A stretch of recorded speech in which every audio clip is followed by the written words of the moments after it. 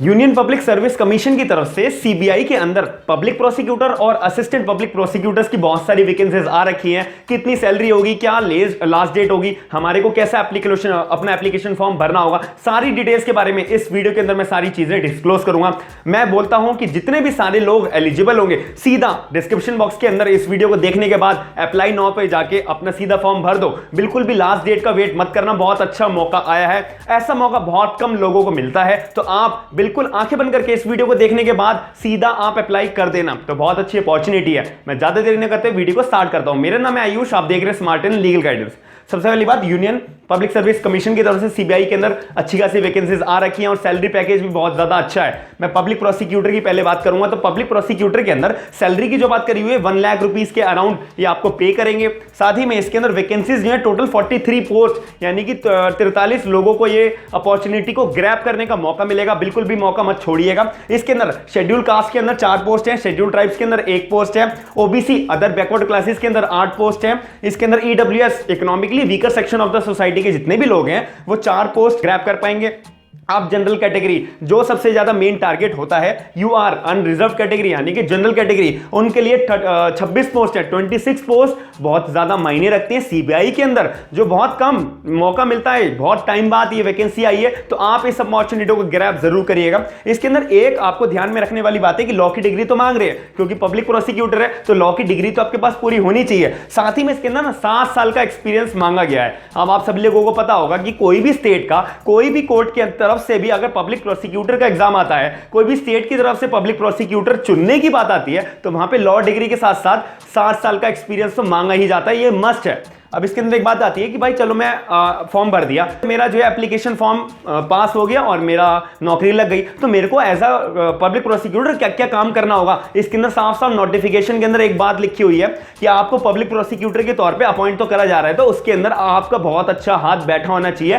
Criminal proceedings के अंदर criminal cases को डील करने आपको बहुत अच्छे से आना चाहिए। 7 साल का एक्सपीरियंस क्रिमिनल केसेस को डील करने के लिए ही इसीलिए मांगा गया है कि आपकी जो ड्यूटी होगी, आप रिस्पॉन्सिबल होगे सारे के सारे क्रिमिनल केसेस को डील करने के लिए, और सीबीआई को जो है आपको लीगल एडवाइस प्रोवाइड करानी होगी। इसीलिए ही आपको अपॉइंट करा जा रहा है। इसी वजह से आपको 1 लाख रुपए तक की पर मंथ सैलरी दी जाएगी।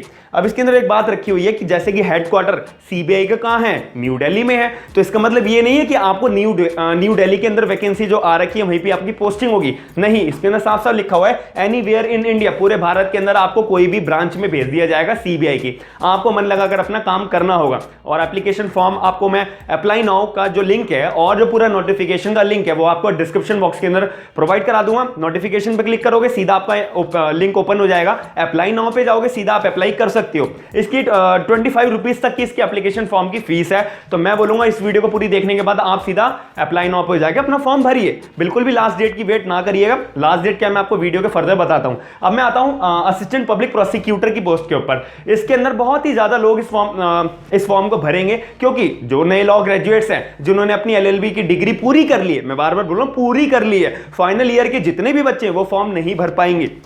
अब इसके अंदर एक बात आती है, और वीडियो के एंड में मैं एक बहुत इंपॉर्टेंट बात बताऊंगा, आप वो जरूर देखिएगा। 7 साल का जो एक्सपीरियंस मांगा गया है इसके रिगार्डिंग, तो आप जरूर इस बात को ध्यान में रखिएगा। सैलरी की बात करें तो असिस्टेंट पब्लिक प्रोसिक्यूटर के अंदर सैलरी थोड़ी सी कम हो जाती है, लेकिन अगर देखा जाए वेटेज देखा जाए तो 70,000 बहुत अच्छी सैलरी है जो आपको प्रोवाइड कराई जाएगी। अब इसके अंदर वैकेंसीज की बात करें तो टोटल 26 पोस्ट है, 26 वैकेंसीज आ रखी हैं असिस्टेंट पब्लिक प्रोसिक्यूटर के अंदर। अगर मैं इससे कंपेयर करूं पब्लिक प्रोसिक्यूटर से, तो वैकेंसीज तो कम है, लेकिन जो डिग्निटी है ना, जो फॉर्म भरने की क्वांटिटी है, वो एपीपी के अंदर बहुत ज्यादा आएगी।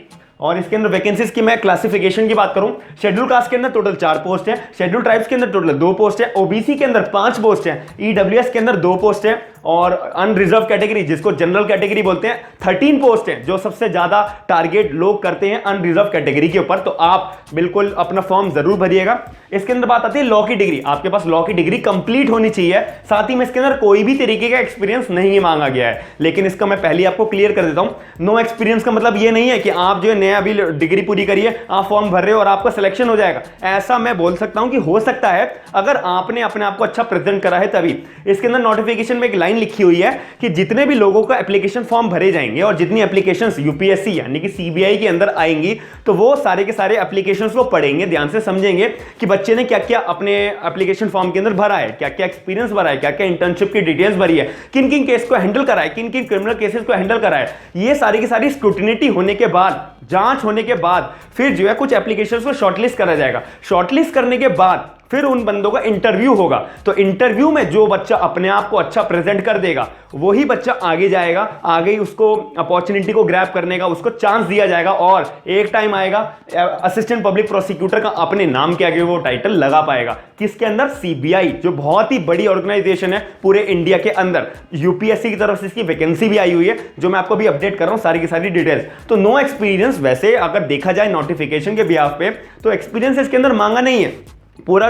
जैसे इसके अंदर पब्लिक प्रोसिक्यूटर में साफ साफ लिखा हुआ है 7 साल का एक्सपीरियंस, असिस्टेंट पब्लिक प्रोसिक्यूटर के अंदर ऐसी कोई लाइन नहीं लिखी हुई है, लेकिन इसके अंदर क्लॉजेस लिखे हुए हैं कि भाई एक्सपीरियंस का मतलब ये है कि अगर हमारे पास बहुत सारी एप्लीकेशंस आ जाती हैं तो हम उसमें से छटाई करेंगे और शॉर्टलिस्ट करेंगे, उसके बाद उनका इंटरव्यू लेंगे। तो इसीलिए इंटरव्यू तक बात आ रही है, शॉर्टलिस्ट की बात आ रही है, तो ऑब्वियस आपका एक्सपीरियंस मैटर करता है। इसके अंदर कोई ये टाइम पीरियड मेंशन नहीं है कि 1 साल 2 साल 3 साल का एक्सपीरियंस होना चाहिए, ऐसा कोई स्पेसिफिकली मेंशन नहीं है। तो ये बात आपको ध्यान में रखनी पड़ेगी।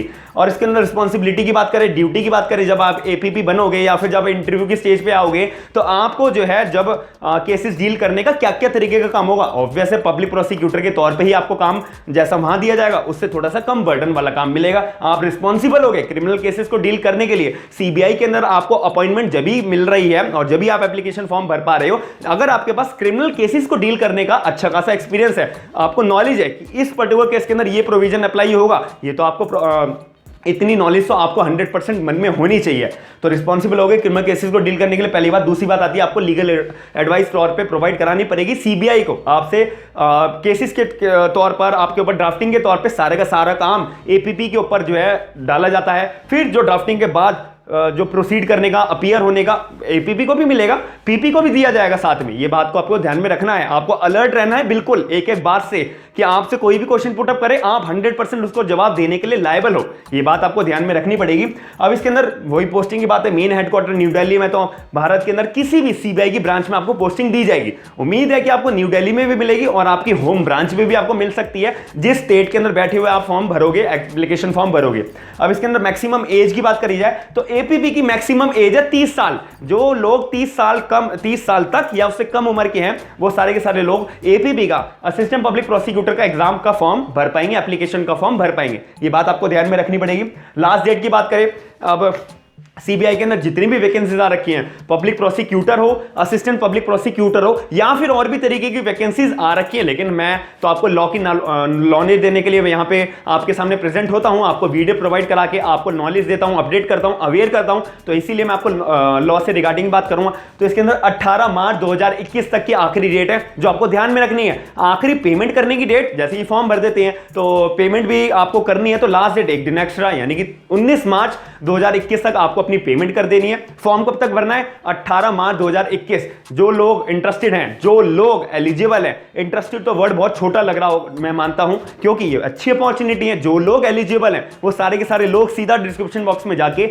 अपने आप को एप्लीकेशन फॉर्म भरिए। 25 रुपीज का सिर्फ एप्लीकेशन फॉर्म है। और जो लोग रिजर्व कैटेगरी से बिलोंग करते हैं, जैसे कि schedule caste, schedule tribes etcetera, तो उन लोगों के लिए जो है कोई भी एप्लीकेशन फॉर्म नहीं, मतलब फीस नहीं है, फीस आपको पे नहीं करनी पड़ेगी। मैंने वीडियो के स्टार्टिंग में भी बोला था असिस्टेंट पब्लिक प्रोसिक्यूटर को बताने के बाद कि आपको एक्सपीरियंस का, जो 7 साल का एक्सपीरियंस है उसके तौर पे एक बात बताऊंगा। इसके अंदर नोटिफिकेशन में एक लाइन लिखी हुई है, जब आप पब्लिक प्रोसिक्यूटर का पढ़ेंगे तो उसके नीचे एक लाइन लिखी हुई है कि जो लोग बिलोंग करते हैं शेड्यूल कास्ट या शेड्यूल ट्राइब्स की कैटेगरी में, सिर्फ उन्हीं को एक फायदा दिया जाएगा कि भाई उनको ना थोड़ा सा रिलैक्सेशन दे दिया जाएगा। फॉर एग्जांपल के तौर पे किसी के पास 5 साल का एक्सपीरियंस है, 6 साल का एक्सपीरियंस है, 4.5 साल का एक्सपीरियंस है, 4 साल का एक्सपीरियंस है, मैं एग्जांपल के तौर पे बात कर रहा हूं, अपनी इंटरप्रिटेशन लगा रहा हूं, तो जिनके पास एक्सपीरियंस है तो उनको थोड़ा सा रिलैक्सेशन मिल सकता है। रिलैक्सेशन कैसे? जब आप एप्लीकेशन फॉर्म भर रहे होगे, आपका एप्लीकेशन फॉर्म जो है अगर आगे कैरी फॉरवर्ड होता है, आपका शॉर्टलिस्ट होता है, तो वो आपसे पूछेंगे कि भाई आपका 7 साल का एक्सपीरियंस मांगा गया है, आपने फॉर्म भरा है, तो आपका एक्सपीरियंस कम है, तो आप मेरे को जस्टिफिकेशन रीजन दो।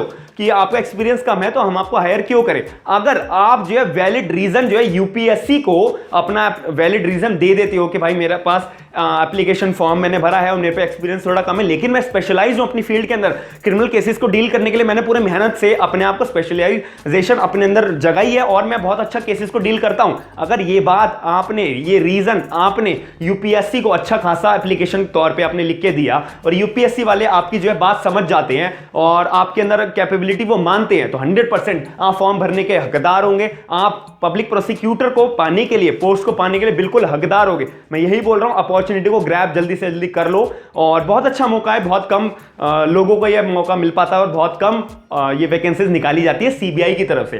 तो मैं आशा करता हूं कि अगर आपको ऐसी अपडेट पसंद आई है, डिटेल वीडियो मैंने आपको प्रोवाइड कराई है और अगर आप इंटरेस्टेड होंगे तो आप कमेंट सेक्शन के अंदर जरूर बताइएगा। अगर कोई भी आपका डाउट होता है तो आप अपना डाउट कमेंट सेक्शन के अंदर मेरे को बताइएगा, मैं पूरी कोशिश करूंगा आपके डाउट्स को क्लियर करने के लिए। अगर अगर आप मेरे को अपडेट करना चाहते हैं और मेरे को सपोर्ट करना चाहते हैं, वीडियो को लाइक जरूर करिएगा, अपने दोस्तों को शेयर करके अवेयर जरूर करिएगा, क्योंकि अवेयर करना बहुत जरूरी काम है। मैं आपको अपडेट करता हूं तो आपकी भी ड्यूटी बनती है आगे और लोगों को अपडेट करोगे वीडियो को शेयर करके। चैनल को सब्सक्राइब जरूर करिएगा। थैंक यू, धन्यवाद।